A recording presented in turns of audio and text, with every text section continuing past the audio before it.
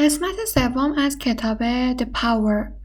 کلمات جدیدی که برای این صفحه نیازه بدونیم tribute میشه بزرگداشت، crippled فلج، liability مسئولیت.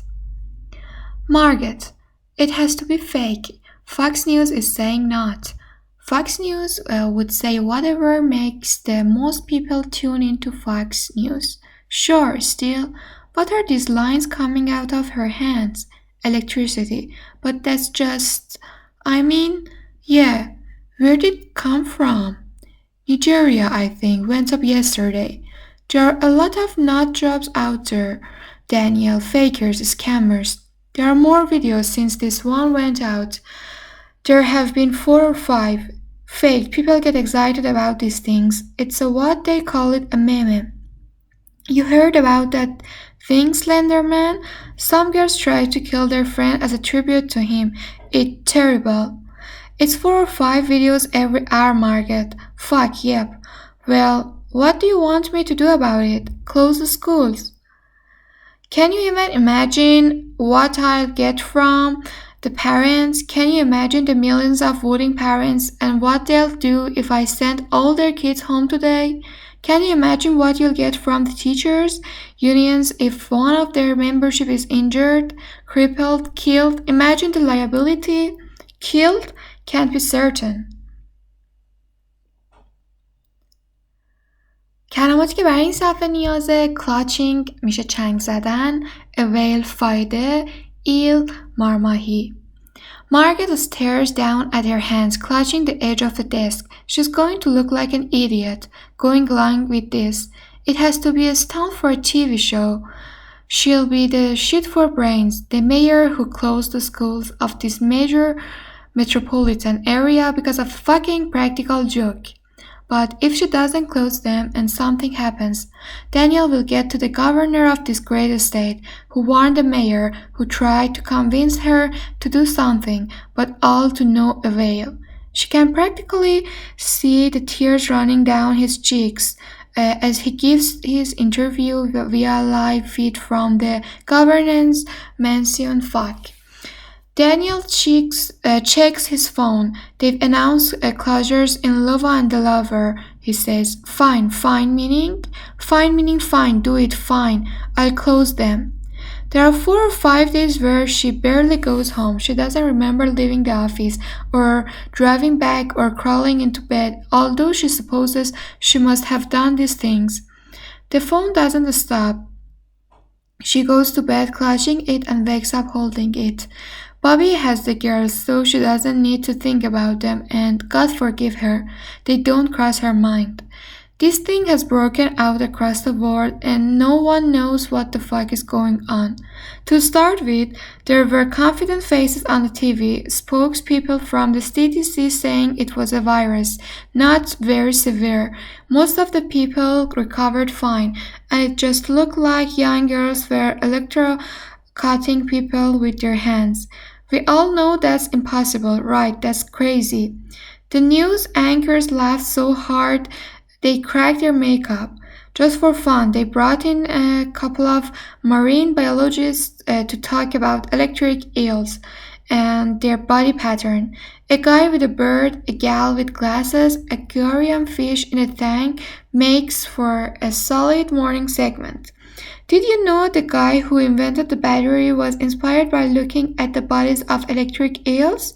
I did not know that, Tom. That is fascinating. I've heard they can fail a horse.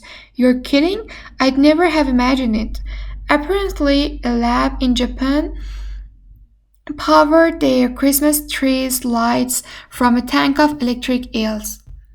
کلمات جدید این صفحه trickle حقه، plausible محتمل، receptor گیرنده، infant نوزاد، garbled درهم، interpretation تفسیر.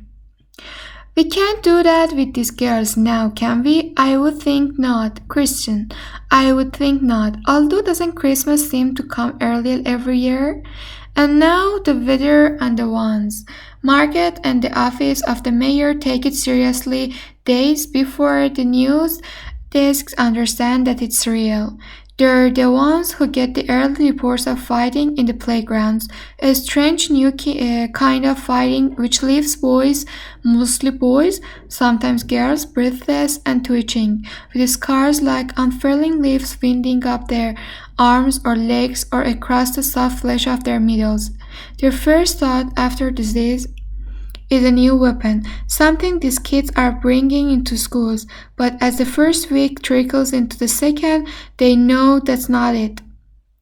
They latch on to any crazy theory going, not knowing how to tell the plausible from the ridiculous. Late at night, Margaret reads a report from a team in Delhi who are the first to discover the strip of striated muscle across the girl's collarbones, which they name the organ of electricity, or the spine for its twisted strands. At the points of the collar are electroreceptors enabling they theorize a form of electric echolocation. The buds of the spine have been observed using MRI scans in the collarbones of newborn infant girls. Margaret photocopies this report and has it mailed to every school in the state. For days, it's the only good science in the host of garbled interpretation. Even Daniel's momentarily grateful before he remembers that he hates her. An Israeli anthropologist suggests that the development of this organ in humans is proof positive of the aquatic ape hypothesis that we are naked of hair because we came from oceans, not the jungle where once we terrified the deeps like the electric eel, the electric ray. Preachers and televangelists grab the news and squeeze it, finding in the sticky entrails the unmistakable signs of the impending end of days. A fist fight breaks out on a popular news discussion program between a scientist who demands that the electric eels be investigated surgically and a man of God who believes they are a harbinger of apocalypse and must not be touched by human hand. There is an argument already about whether this thing was always latent in the human genome and has been rewoken or whether it is a mutation, a terrible deformity.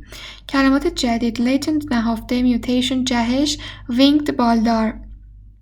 Just before sleep, Margaret thinks of winged ants and how there would be just one day every summer that the house at the lake would swarm with them, tickly upon the ground, clinging to the timber-clad frame, vibrating on the tree trunks, the air so full of ants you thought you might breathe them in.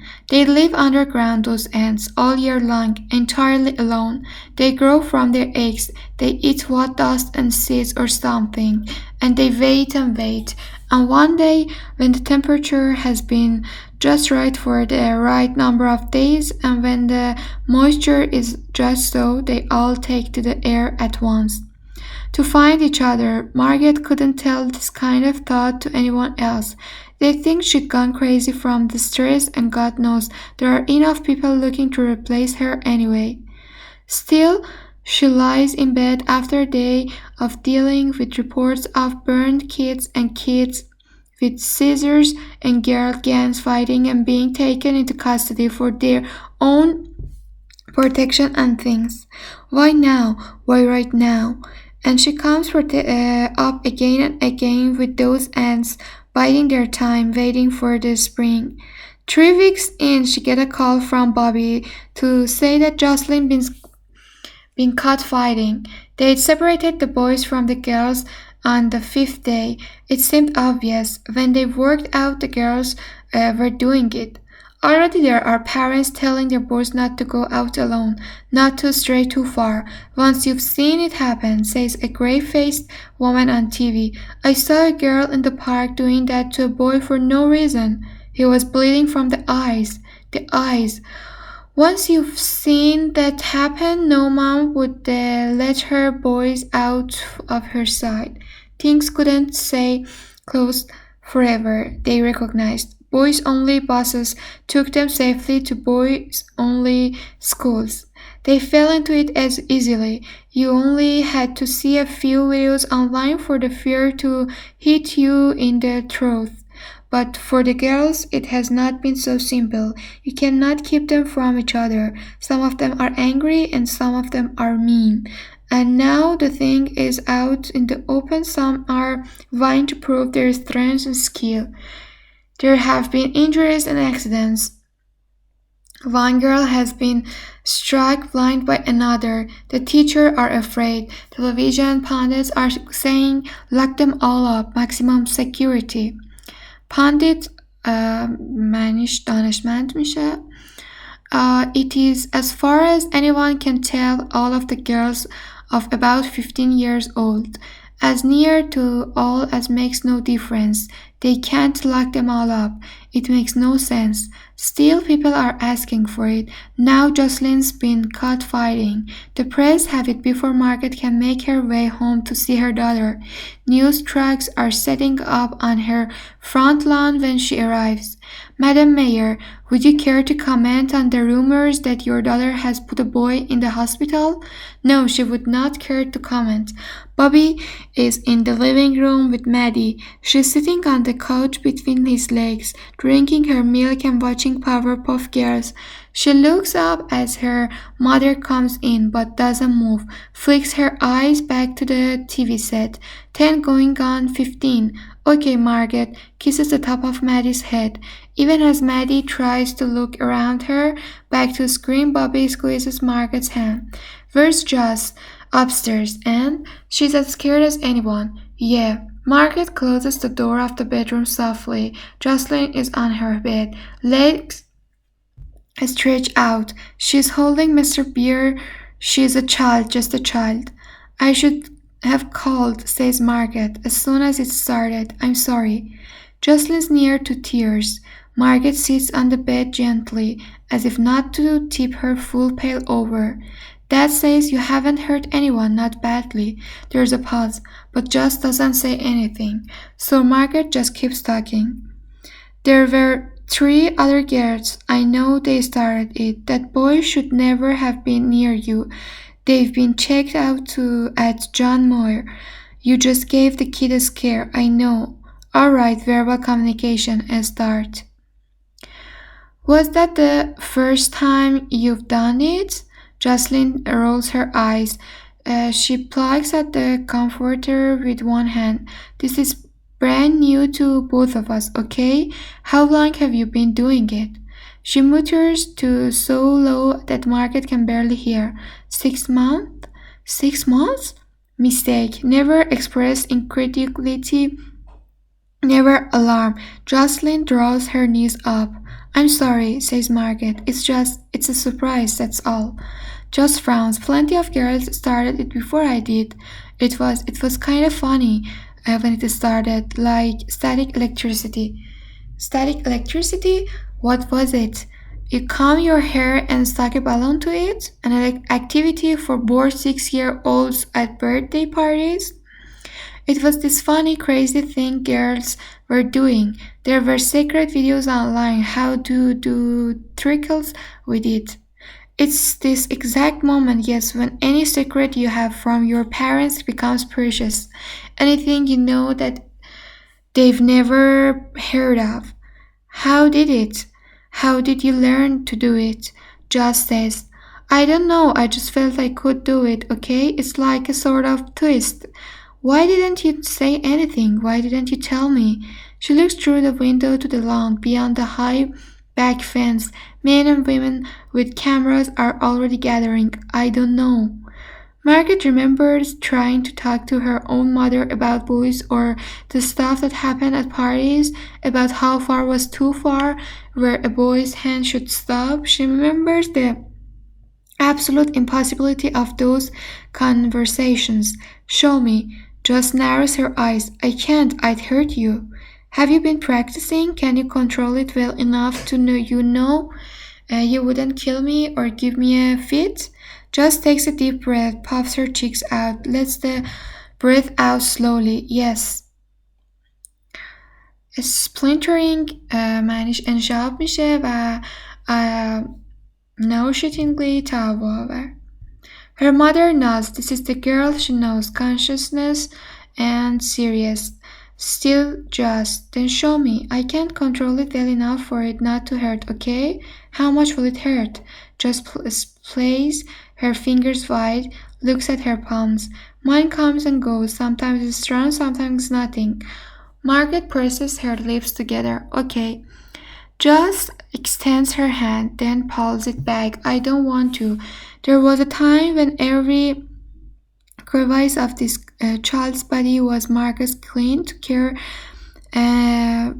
for. It is not okay with her not to know her own child's strength. No more secrets, show me. Just as near to tears, she places her forefinger and her middle finger on her mother's arm. Margaret waits to see Just do something, hold her breath or wrinkle her brow or show exertion in the muscles of her arm, but there's nothing, only the pain. She has read the preliminary reports out of the CDC, nothing that the power particularly affects the pain centers of the human brain, meaning that while it looks like electrocution, it hurts more than it needs to.